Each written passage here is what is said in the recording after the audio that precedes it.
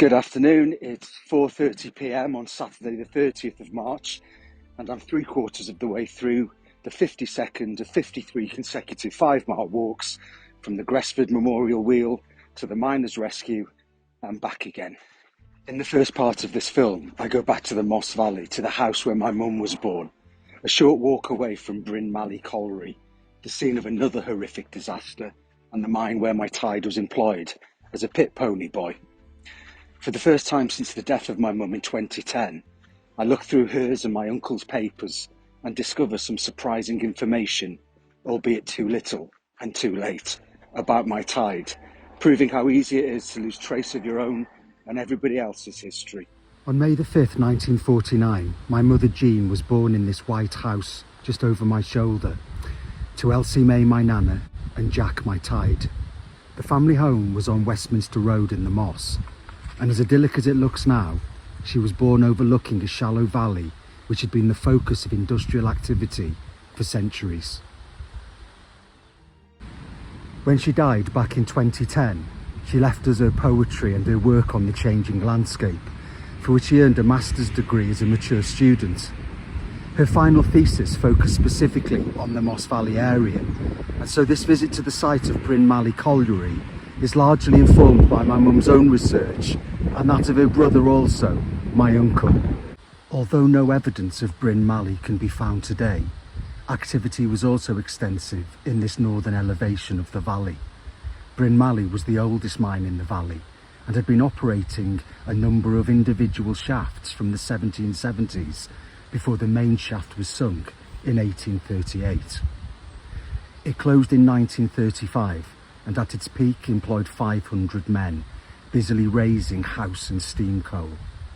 It's best known for the violent underground flood on 4th of October 1856, which killed 13 men and 25 ponies, as water rose by 30 yards in just 3 hours and submerged every inch of the 6-acre pit.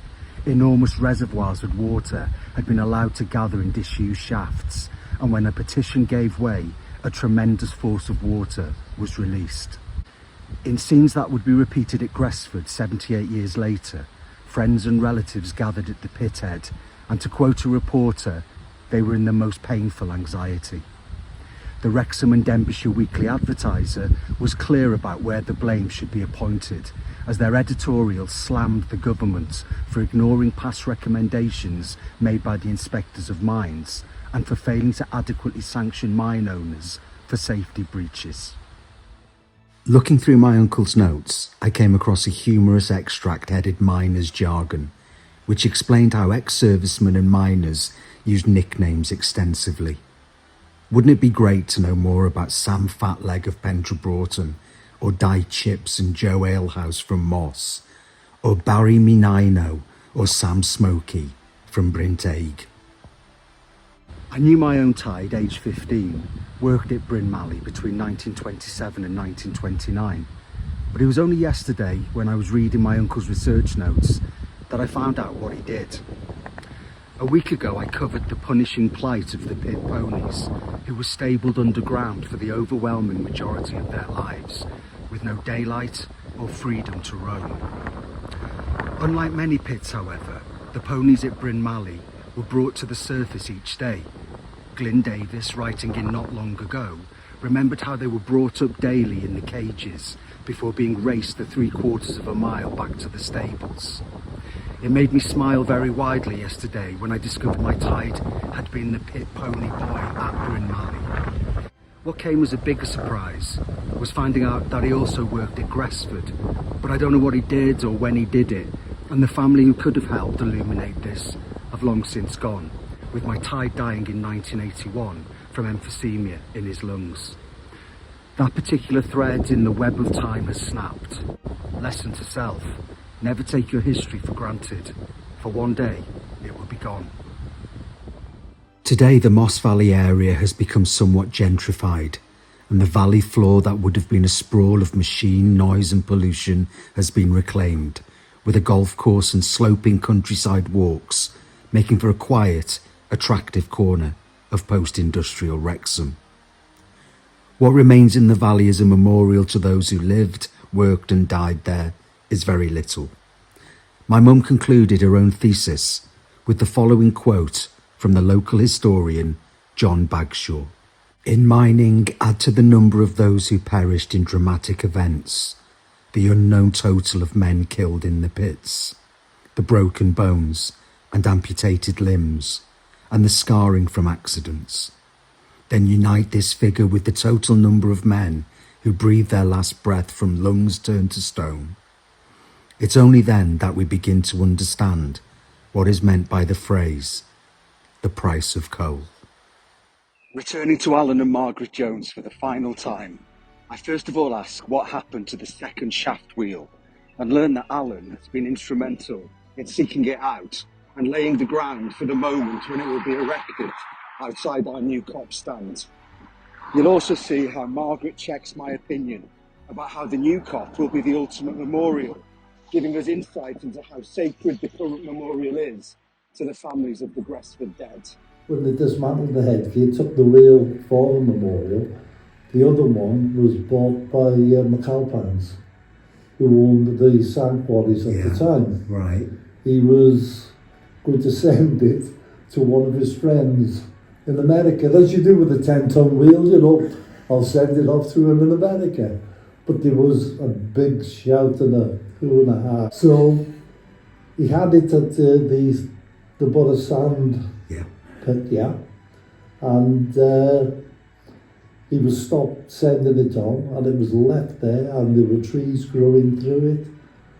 Then St Christopher's School were given a piece of land there. Now they come across the wheel and they were told you can have it.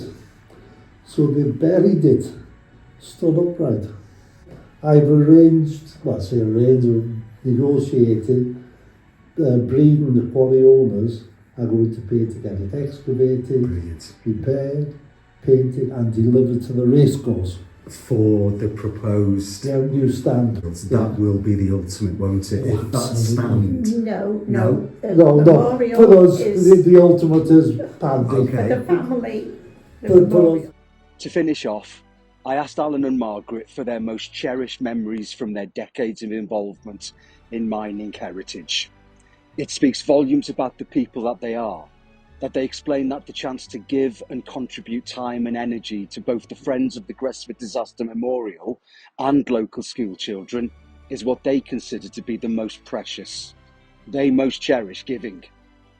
Vicar David and Ruby are the two people who kept the memories of the Gresford dead alive through annual remembrance services when few people beyond relatives seemed very interested.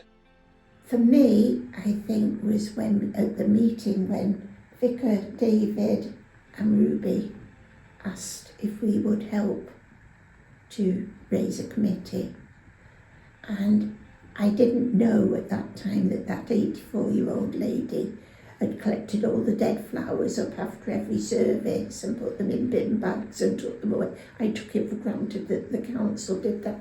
Those two people did everything to have a service at the memorial, didn't they? Yeah. And they asked us for help, and there was no doubt about it. That's what we had to do. To think of that lovely man having helped take a service for 33 years. He conducted the service without a committee or anything. Him and Ruby, different ones, organised it themselves.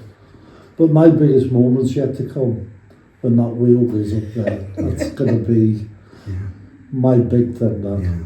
And it'll happen. I know it's going to happen. We're invited to schools, and again, that's something to look back on. We can talk to children, and then they'll come to Brynmally Colliery, and they remember every damn thing you've told them. They just, like sponges, just took it in, and you think, wow, we've really achieved something there.